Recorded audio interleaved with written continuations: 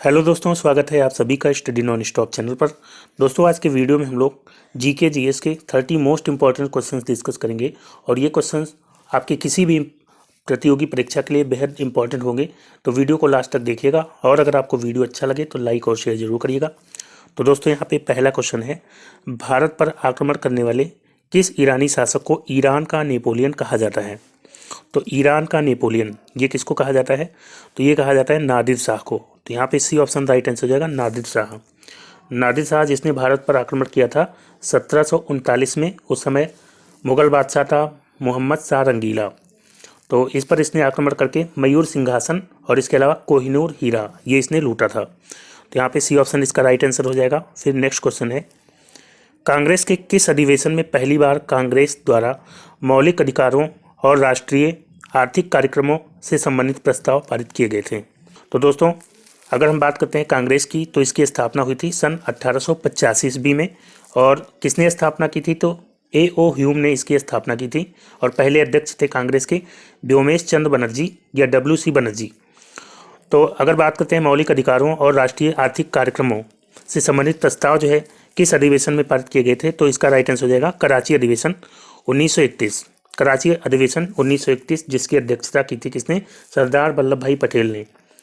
तो इस अधिवेशन में जो है मौलिक अधिकारों और राष्ट्रीय आर्थिक कार्यक्रमों से संबंधित प्रस्ताव पारित किए गए थे। सूरत अधिवेशन की बात करते हैं 1907 में। तो 1907 में सूरत अधिवेशन हुआ था जिसमें कांग्रेस का विभाजन हुआ था नरम दल और गरम दल में। और इस अधिवेशन की अध्यक्षता किसने की थी? तो रास बिहारी बोस ने सूरत अधिवेशन की अध्यक्षता की थी। लखनऊ अधिवेशन जो कि 1916 में हुआ था, इसकी अध्यक्षता की थी अंबिका चरण मजूमदार ने और इसमें कांग्रेस का फिर से पैचअप हो गया था। लाहौर अधिवेशन की अध्यक्षता की थी 1929 में जवाहरलाल नेहरू ने और इसमें जो है पूर्ण स्वराज की मांग की गई थी। तो यहाँ पे राइट आंसर क्या हो जाएगा? ऑप्शन ए इसका राइट आंसर हो जाएगा, कराची अधिवेशन 1931। इसमें जो है मौलिक अधिकारों और राष्ट्रीय आर्थिक कार्यक्रमों से संबंधित प्रस्ताव पारित किए गए थे। फिर अगला क्वेश्चन है, शिवाजी के अष्टप्रधान का जो सदस्य विदेशी मामलों की देखरेख करता था वो कौन था? तो शिवाजी के अष्टप्रधान की बात करते हैं जो कि मंत्रिमंडल था शिवाजी का। तो इसमें जो है पेशवा होता था। पेशवा किसको कहते थे? तो पेशवा कहते थे प्रधानमंत्री को। अमात्य कहते थे वित्त मंत्री को। वित्त मंत्री को क्या कहते थे? अमात्य। और इसके अलावा सचिव यहाँ पे दिया गया, सचिव कहते थे जो कि पत्र व्यवहार का कार्य करता था। और पंडित राव कौन होता था? तो ये दान का अध्यक्ष होता था पंडित राव। और बाकी इसके अलावा सेनापति होता था जो कि सेना का मुखिया होता था। न्यायाधीश होता था, कानूनी मामलों का जो है निर्णय करता था। और इसके अलावा सुमंत जो है ये विदेश मंत्री होता था, विदेशी मामलों की देखरेख करता था। तो यहाँ पे राइट आंसर क्या हो जाएगा? विदेशी मामलों की देखरेख कौन करता था? सुमंत। तो डी ऑप्शन इसका राइट आंसर हो जाएगा, सुमंत। फिर अगला क्वेश्चन है, एतमाउद्दौला का मकबरा आगरा में किसने बनवाया था? तो एतमाउद्दौला का मकबरा ये किसने बनवाया था? तो ये बनवाया गया था नूरजहाँ के द्वारा। ऑप्शन सी इसका राइट आंसर हो जाएगा, नूरजहाँ। नूरजहाँ के ये कौन थे? तो ये पिता थे, गयासुद्दीन बेग इनका नाम था और एतमाउद्दौला इनकी उपाधि थी। गयासुद्दीन बेग जो कि जहांगीर के मंत्री थे। नूरजहाँ जहांगीर की पत्नी थी, तो जहांगीर के मंत्री थे गयासुद्दीन बेग, इनकी उपाधि थी एतमाउद्दौला। और इनका मकबरा इनकी याद में इनकी बेटी नूरजहाँ ने बनवाया था। और ये मकबरा जो है भारत का पहला शुद्ध सफ़ेद संगमरमर से बना हुआ मकबरा था जो कि कहाँ पे है? आगरा में। तो यहाँ पे सी ऑप्शन इसका राइट आंसर हो जाएगा, नूरजहाँ ने इसको बनवाया था। फिर अगला क्वेश्चन है दोस्तों, निम्नलिखित में अंग्रेजों में से कौन था जिसने सर्वप्रथम भगवत गीता का अंग्रेजी में अनुवाद किया था? तो भगवत गीता का अंग्रेजी में अनुवाद किसने किया था? तो इसका राइट आंसर हो जाएगा option B, Charles Wilkins. Charles Wilkins ने जो है भगवत गीता का अंग्रेजी में अनुवाद किया था। इसके अलावा याद रखिएगा, रामायण और महाभारत इसका अनुवाद जो है फारसी में किसने किया था? काफ़ी इंपॉर्टेंट है, पूछा जाता है। तो इसका जो है फारसी में अनुवाद किया था अब्दुल कादिर बदायूनी ने, जो कि अकबर के आदेश से इन्होंने इसका फारसी में अनुवाद किया था। फिर अगला क्वेश्चन है, चालुक्य राजा पुलकेशिन द्वितीय को किसने पराजित किया था? तो चालुक्य वंश के राजा थे पुलकेशिन द्वितीय, इनको किसने पराजित किया था? तो इनको पराजित किया था नरसिंह वर्मन प्रथम ने। बी ऑप्शन इसका राइट आंसर हो जाएगा, नरसिंह वर्मन प्रथम जो कि पल्लव वंश के शासक थे। तो इन्होंने इनको पराजित किया था पुलकेशिन द्वितीय को। और इन्होंने इसके अलावा जो है महाबलीपुरम का जो मंदिर है, रथ मंदिर और मंडप मंदिर, ये इन्होंने बनवाया था। फिर अगला है, किस शासक ने गंगा एवं सोन नदियों के संगम पर पाटलिपुत्र नामक नगर की स्थापना की थी? तो पाटलिपुत्र नामक नगर की स्थापना किसने की थी? तो इसका राइट आंसर हो जाएगा ऑप्शन बी, उदयन। उदयन कौन था? तो ये जो है मगध महाजनपद के शासक थे, अजातशत्रु उनका पुत्र था। अजातशत्रु इनका पुत्र था उदयन, और ये जो है अपने पिता अजातशत्रु को मार करके गद्दी पर बैठा था, और इसी ने जो है पाटलिपुत्र नामक नगर की स्थापना की थी। पाटलिपुत्र को इसने जो है मगध महाजनपद की राजधानी बनाई थी।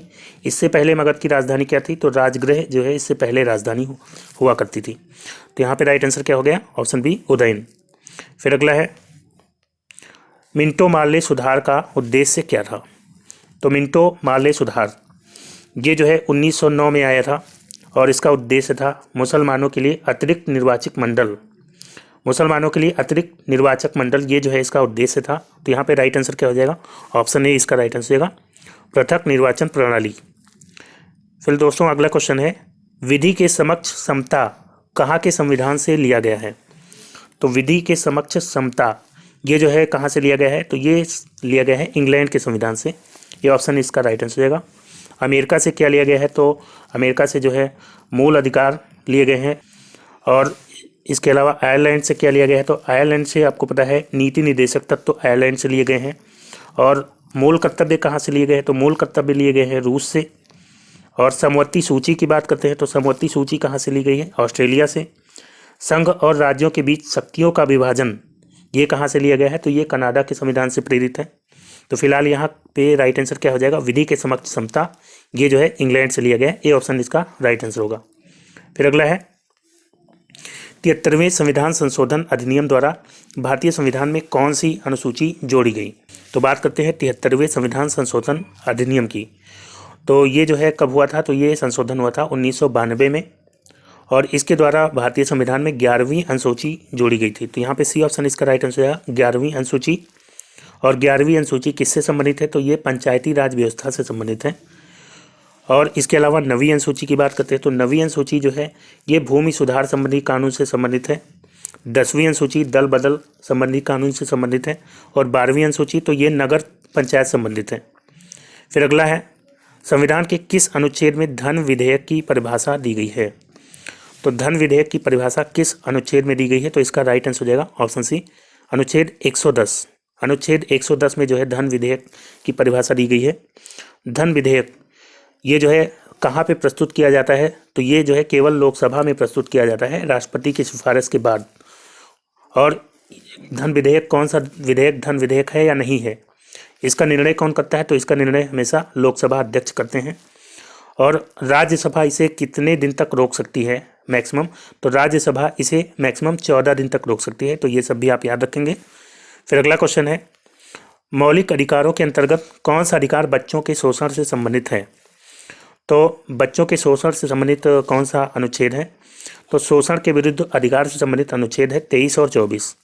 23वां जो अनुच्छेद है ये मानव तस्करी और जबरन श्रम पर रोक लगाता है। और 24वां जो अनुच्छेद है ये कारखानों में 14 साल से कम आयु के बच्चों को कार्य करने से रोकता है। तो यहाँ पे राइट आंसर क्या हो जाएगा? बच्चों के शोषण से संबंधित कौन सा मौलिक अधिकार है? तो ये अनुच्छेद 24 के अंतर्गत मौलिक अधिकार है जो कि बच्चों के शोषण से संबंधित है। फिर अगला है, राष्ट्रपति द्वारा जारी एक अध्यादेश संसद के सत्र शुरू होने के बाद कितने समय तक रखा जाना आवश्यक है? तो राष्ट्रपति जो अध्यादेश जारी करता है ये जब दोनों सदन कार्यवाही में नहीं होते हैं, दोनों में से कोई एक कार्यवाही में नहीं होता है, तब राष्ट्रपति जो है अध्यादेश जारी करता है। और किस अनुच्छेद के अंतर्गत जारी करता है? तो अध्यादेश जो है 123 के अंतर्गत जारी करता है, 123 के अंतर्गत। और राज्यपाल किस अनुच्छेद के अंतर्गत जो है अनुच्छेद जारी करता है? तो राज्यपाल जो है 213 के अंतर्गत, 213 के अंतर्गत। और अध्यादेश जब राष्ट्रपति जारी करता है तो इसको 6 सप्ताह के अंदर जो है पास करना होता है संसद से। अगर संसद से पास हो जाता है तो अगले 6 महीने के लिए ये जारी हो जाता है। अगर नहीं पास होता है तो कम से कम 6 सप्ताह तक ये जो है रहता है। तो 6 सप्ताह तक रहता है। तो इसका राइट आंसर क्या हो जाएगा? ऑप्शन बी, 6 सप्ताह। फिर अगला क्वेश्चन है, उपराष्ट्रपति के चुनाव में कौन कौन मतदान करता है? तो बात करते हैं उपराष्ट्रपति की। उपराष्ट्रपति ये किस अनुच्छेद से संबंधित है? तो अनुच्छेद 63 कहता है भारत का एक उपराष्ट्रपति होगा। उपराष्ट्रपति जो है राज्यसभा का पदेन सभापति होता है और इसका जो चुनाव होता है इसके निर्वाचन मंडल में लोकसभा एवं राज्यसभा के सभी सदस्य होते हैं। तो यहाँ पे डी ऑप्शन इसका राइट आंसर हो जाएगा। लोकसभा एवं राज्यसभा के सभी सदस्य जो है उपराष्ट्रपति के चुनाव में मतदान करते हैं। और राष्ट्रपति के चुनाव में कौन कौन मतदान करते हैं? तो राष्ट्रपति के चुनाव में संसद के दोनों सदन और विधानसभाओं के जो निर्वाचित सदस्य होते हैं वो इसमें मतदान करते हैं। इसमें सभी सदस्य नहीं भाग लेते हैं, यानी मनोनीत सदस्य भाग नहीं लेते हैं, केवल निर्वाचित सदस्य भाग लेते हैं। लेकिन उपराष्ट्रपति के चुनाव में लोकसभा और राज्यसभा के सभी सदस्य हिस्सा लेते हैं। फिर अगला है, भारतीय संविधान के किस अनुच्छेद के अंतर्गत विधान परिषद की स्थापना या समाप्ति की व्यवस्था की गई है? तो विधान परिषद की स्थापना या समाप्ति की व्यवस्था की गई है अनुच्छेद 169 के तहत। तो यहाँ पे बी ऑप्शन इसका राइट आंसर हो जाएगा, अनुच्छेद 169। विधान परिषद की बात करते हैं तो विधान परिषद ये जो है भारत के कितने राज्यों में है? तो 6 राज्यों में है। कौन कौन से 6 राज्य हैं? तो महाराष्ट्र, कर्नाटक, तेलंगाना, आंध्र प्रदेश और यूपी और बिहार, ये 6 राज्य हैं जहाँ पर विधान परिषद है। तो विधान परिषद का अनुच्छेद हो जाता है 169। और विधानसभा की बात करते हैं तो विधानसभा जो है इसका अनुच्छेद होता है 170। फिलहाल यहाँ पे राइट आंसर क्या हो जाएगा? अनुच्छेद 169। अगला है, राज्य के विधान परिषद के कितने सदस्य विधानसभा द्वारा चुने जाते हैं? तो विधान परिषद के जो सदस्य होते हैं, टोटल सदस्य, इनमें से 1/3 सदस्य जो है विधानसभा के द्वारा चुने जाते हैं। तो बी ऑप्शन इसका राइट आंसर हो जाएगा, 1/3 सदस्य। और 1/3 ही सदस्य जो है स्थानीय निकाय के सदस्यों द्वारा चुने जाते हैं। और इसके अलावा 1/12 सदस्य जो है ये माध्यमिक स्तर के शिक्षकों द्वारा चुने जाते हैं। और इसके अलावा 1/12 सदस्य स्नातकों द्वारा चुने जाते हैं जिन्होंने 3 साल पहले अपना स्नातक कंप्लीट कर लिया हो। और इसके अलावा 1/6 सदस्य राज्यपाल के द्वारा मनोनीत किए जाते हैं। 1/6 सदस्य मनोनीत किए जाते हैं, बाकी सब चुने जाते हैं। तो यहाँ पे राइट आंसर क्या हो जाएगा? 1/3 सदस्य ये विधानसभा के द्वारा चुने जाते हैं। फिर अगला है, केंद्रीय सांख्यिकी संगठन यानी CSO की स्थापना कब हुई थी? तो केंद्रीय सांख्यिकी संगठन इसकी स्थापना हुई थी 1951 में। ऑप्शन 20 का राइट आंसर हो जाएगा 1951। केंद्रीय सांख्यिकी संगठन जो कि भारत की राष्ट्रीय आय का अनुमान लगाता है। तो यहाँ पे बी ऑप्शन राइट आंसर हो जाएगा 1951। फिर अगला क्वेश्चन है, भिलाई इस्पात संयंत्र किस देश की मदद से स्थापित किया गया है? तो भिलाई इस्पात संयंत्र ये जो है किस देश की मदद से स्थापित किया गया है? तो इसका राइट आंसर हो जाएगा ऑप्शन सी, रूस। भिलाई इस्पात संयंत्र ये कहाँ पे है? तो ये आपका हो जाता है छत्तीसगढ़ में, और ये रूस की मदद से स्थापित किया गया था। और इसके अलावा राउरकेला इस्पात संयंत्र है, ये जो है जर्मनी की मदद से कौन सा है? तो राउरकेला जो कि उड़ीसा में है। और दुर्गापुर इस्पात संयंत्र ये जो है ब्रिटेन की मदद से स्थापित किया गया था। ब्रिटेन की मदद से कौन सा? दुर्गापुर, ये कहाँ पे है? ये पश्चिम बंगाल में है। और बोकारो इस्पात संयंत्र ये जो है ये भी रूस की सहायता से स्थापित किया गया था। और बोकारो इस्पात संयंत्र ये कहाँ पे है? तो ये है झारखंड में। बोकारो इस्पात संयंत्र ये तीसरी पंचवर्षीय योजना में स्थापित किया गया था। बाकी इसके अलावा राउरकेला, दुर्गापुर और भिलाई ये तीनों जो है दूसरी पंचवर्षीय योजना में स्थापित किए गए थे। फिर दोस्तों अगला क्वेश्चन है, जापान की राजधानी टोक्यो निम्नलिखित में से किस द्वीप पर स्थित है? तो टोक्यो जो कि जापान की राजधानी है और ये जो है किस द्वीप पर है? तो ये होन्शु द्वीप पर है। होन्शु द्वीप जो कि जापान का सबसे बड़ा द्वीप है, तो इस पर जो है टोक्यो जो है स्थित है। और इसके अलावा जापान का सबसे बड़ा द्वीप तो हो जाता है होन्शु, और सबसे छोटा द्वीप कौन सा होता है? तो सबसे छोटा द्वीप होता है शिकोकू, ये सबसे छोटा द्वीप है। और अगर हम बात करते हैं भारत के सबसे बड़े द्वीप की, तो भारत का सबसे बड़ा द्वीप है मध्य अंडमान। अगला है दोस्तों, अल गेजीरा रेगिस्तान किस देश में स्थित है? तो अल गेजीरा या कहीं कहीं अल जजीरा लिखा रहता है, तो ये कहाँ पे है? तो ये है ईरान में। तो बी ऑप्शन इसका राइट आंसर हो जाएगा, ईरान में है अल गेजीरा रेगिस्तान। और सऊदी अरब में कौन सा है? तो सऊदी अरब में याद रखिएगा रब अल खाली ये रेगिस्तान है, ये कहाँ पे है? सऊदी अरब में। ईरान में हो जाता है दस्त ए कबीर और दस्त ए लुत, ये काफ़ी इंपॉर्टेंट है। तो ईरान में होता है दस्त ए कबीर और दस्त ए लुत। और मिस्र में सहारा, हालांकि सहारा और भी कई देशों में फैला हुआ है, तो सहारा मरुस्थल हो जाता है मिस्र में। फिर अगला क्वेश्चन है, निम्नलिखित में से कौन सा सुमेलित नहीं है? तो यहाँ पे शहरों के नाम है और नदी। तो बर्लिन ये किस नदी के किनारे है? तो ये स्प्री नदी के किनारे है, सही सुमेलित है। लंदन की बात करते हैं, ये टेम्स नदी के किनारे हैं। रंगून तो रंगून ये जो है कहाँ पे है, ये इरावदी नदी के किनारे है। रंगून कहाँ पे है, म्यांमार में है, ये इरावदी नदी के किनारे है। और रोम की बात करते हैं तो रोम जो है ये किस नदी के किनारे है, तो ये टाइबर नदी के किनारे है, टिग्रिस के किनारे नहीं। तो यही जो है सही सम्मिलित नहीं है, तो डी ऑप्शन इसका राइट आंसर हो जाएगा। टिग्रिस नदी के किनारे कौन सा शहर है, तो टिग्रिस नदी के किनारे हो जाता है बगदाद।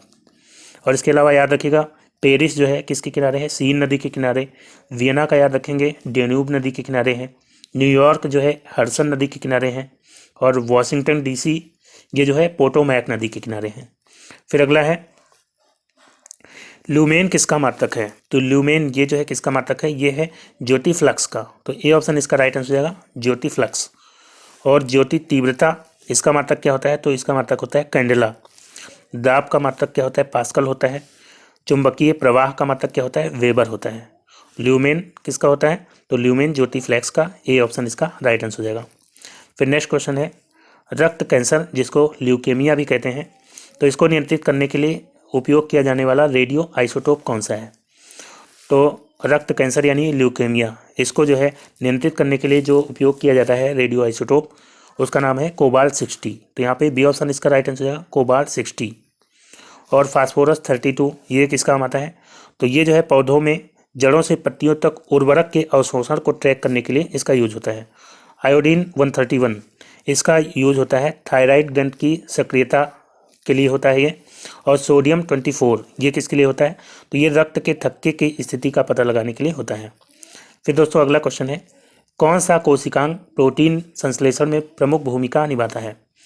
तो प्रोटीन संश्लेषण यानी प्रोटीन के निर्माण में कौन सा कोशिकांग जो है प्रमुख भूमिका निभाता है, तो राइबोसोम और एंडोप्लाज्मिक रेटिकुलम, इसका राइट आंसर हो जाएगा ऑप्शन बी।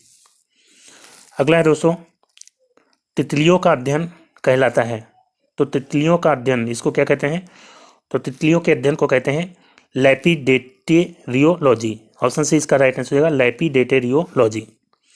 और इसके अलावा यहाँ पे दिया गया है इक्थियोलॉजी। इक्थियोलॉजी ये मछलियों के अध्ययन से संबंधित है। न्यूनटोलॉजी ये बच्चों के रोग से संबंधित है। और ऑर्निथोलॉजी ये पक्षी विज्ञान से संबंधित है। फिर अगला है सर्वप्रथम रक्त परिसंचरण तंत्र का अध्ययन किसने किया था, तो रक्त परिसंचरण तंत्र यानी ब्लड सर्कुलेटरी सिस्टम, इसका सबसे पहले अध्ययन किया था विलियम हार्वे ने। तो यहाँ पे डी ऑप्शन इसका राइट आंसर होगा, हार्वे। और इसके अलावा लैंड स्टीनर का याद रखिएगा, इन्होंने जो है ब्लड ग्रुप की खोज की थी जिनका पूरा नाम है कार्ल लैंड स्टीनर। फिर अगला क्वेश्चन है राष्ट्रीय ऊर्जा संरक्षण दिवस प्रत्येक वर्ष कब मनाया जाता है, तो राष्ट्रीय ऊर्जा दिवस ये कब मनाया जाता है, तो ये मनाया जाता है आपका 14 दिसंबर को। ऑप्शन सी इसका राइट आंसर होगा 14 दिसंबर। 24 दिसंबर को क्या मनाया जाता है, तो 24 दिसंबर को मनाया जाता है राष्ट्रीय उपभोक्ता दिवस। 14 नवंबर को आपको पता है बाल दिवस मनाया जाता है। और इसके अलावा मधुमेह दिवस भी 14 नवंबर को मनाया जाता है। और 24 अक्टूबर को संयुक्त राष्ट्र दिवस मनाया जाता है। तो राष्ट्रीय ऊर्जा संरक्षण दिवस कब मनाया जाता है, ये 14 दिसंबर को मनाया जाता है। फिर अगला है भारत का सबसे बड़ा हिंदू मंदिर श्रीरंगा मंदिर कहाँ स्थित है, तो श्रीरंगा मंदिर ये जो है भारत का सबसे बड़ा हिंदू मंदिर है। और ये कहाँ पे है, ये है तिरुचिरापल्ली तमिलनाडु में। तो यहाँ पे डी ऑप्शन इसका राइट आंसर हो जाएगा, तिरुचिरापल्ली, जो कि कहाँ पे है, तमिलनाडु में। और पुरी आपको पता है यहाँ पे एक जगन्नाथ मंदिर है, पुरी उड़ीसा में है। खजुराहो के मंदिर कहाँ पे, मध्य प्रदेश में है। कटक भी आपका उड़ीसा में है। फिर अगला क्वेश्चन है उगादी पर्व किस राज्य में मनाया जाता है, तो उगादी पर्व ये जो है कहाँ मनाया जाता है, तो उगादी पर्व मनाया जाता है कर्नाटक में। ऑप्शन ए इसका राइट आंसर हो जाएगा, कर्नाटक। और केरल में कौन सा त्यौहार मनाया जाता है, तो पोंगल याद रखिएगा केरल में। असम में बिहू याद रखेंगे, बिहार में छठ पूजा। अगला है निम्नलिखित में से किस एक भाषा को शास्त्रीय भाषा का दर्जा दिया गया है, तो 6 भाषाएं हैं जिनको शास्त्रीय भाषा का दर्जा मिला हुआ है। वो कौन कौन सी हैं, तो एक तो हो जाता है उड़िया, और इसके अलावा तमिल, संस्कृत, कन्नड़, तेलुगु और मलयालम। तो यहाँ पे राइट आंसर क्या हो जाएगा, ओडिया इसका राइट आंसर होगा, ओडिया। और इसके अलावा मैंने क्या बताया, तमिल, संस्कृत, कन्नड़, तेलुगु और मलयालम। तो ये 6 भाषाएं हैं जिनको शास्त्रीय भाषा का दर्जा दिया गया है। तो दोस्तों आज का वीडियो यहीं पे समाप्त करता हूँ। वीडियो कैसा लगा आपको कमेंट करके जरूर बताइएगा। अगर आपको वीडियो अच्छा लगा हो तो लाइक और शेयर करना ना भूलिएगा। और जो दोस्त नए हैं चैनल पर चैनल को सब्सक्राइब करके नोटिफिकेशन बेल को ऑन कर लीजिए ताकि अगला वीडियो अपलोड होते ही उसका नोटिफिकेशन आपको सबसे पहले मिल जाए। तो मिलते हैं अगले वीडियो में, तब तक के लिए goodbye and take care.